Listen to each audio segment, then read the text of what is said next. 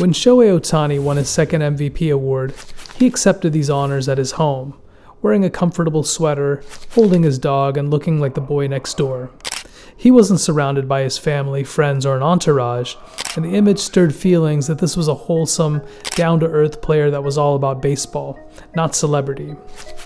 This image was furthered when photos were released in March 2024 of Ohtani and Mamiko Tanaka, a Japanese basketball player who was reportedly Ohtani's wife.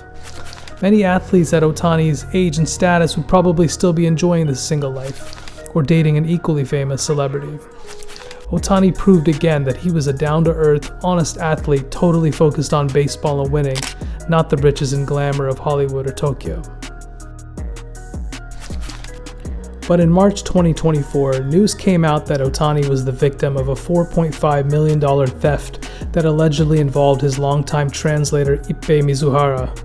Based on reports, Mizuhara, who had been with Ohtani since he started his professional career in Japan, allegedly placed bets through an illegal bookie named Matthew Boyer on various sports starting around 2021.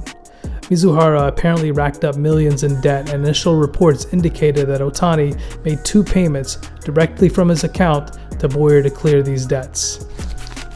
If this was the end of the story, then it doesn't seem extremely alarming, considering the big money world of sports that Ohtani and Mizuhara operate in. However, the story throws curveballs that even the most seasoned hitters couldn't anticipate. Mizuhara and Ohtani apparently agreed that the payment to clear these debts was a loan, and that Ippei would eventually pay him back.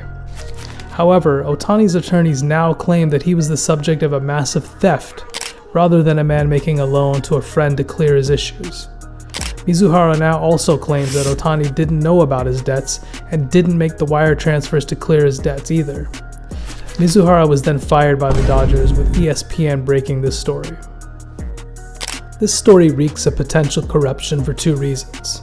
First, MLB rules prohibit players and employees from making bets through illegal gambling operations, such as Boyer's. And second, sports gambling through illegal bookies is not permitted in California, where Ohtani and Mizuhara have resided since 2018. Just based off these 2 points, it's clear that either Mizuhara, Ohtani, or both have breached these rules by making illegal bets through Boyer. But beyond the legal reasons, the story reeks of corruption because it defies the image that Ohtani presented as a wholesome, honest baseball player focused purely on winning.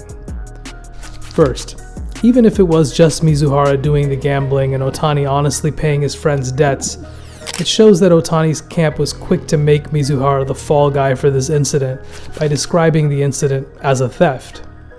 At first, Ohtani's camp claimed he honestly made these payments without knowledge of their illegality, but now they've switched to claiming that a quote-unquote theft occurred that was presumably spearheaded by Mizuhara. While we can't make full-on conclusions without all the facts, it appears that the Ohtani camp is pointing to a generic theft incident to protect the star from any accusations that he was involved in wrongdoing, either knowingly or unknowingly. Second, there's this chance that Ohtani and Mizuhara were both involved in illegal gambling. There's nothing concrete to support this, but it seems strange that Ohtani, a man who is likely surrounded by lawyers watching his every action, would make 2 wire payments clearly in violation of MLB code, possibly state law, unless he was the one who personally racked up these debts. What's most frustrating about this story, though, is that the MLB is likely to do whatever it needs to do to protect the image of its most coveted superstar. Remember, this is a league that did little when evidence was found that the Astros cheated their way to a 2017 World Series victory, and did even less during its infamous steroid era in the late 90s. At the same time, the MLB may finally have to come to grips with its decision to ban Pete Rose for life for his gambling issues in the late 1980s. By the time the MLB banned Rose, he was long past his playing days and of little monetary value to the league. However, Ohtani is in the prime of his career, one of the top 5 most famous sportsmen in the world, and set to make himself in the league millions, if not billions.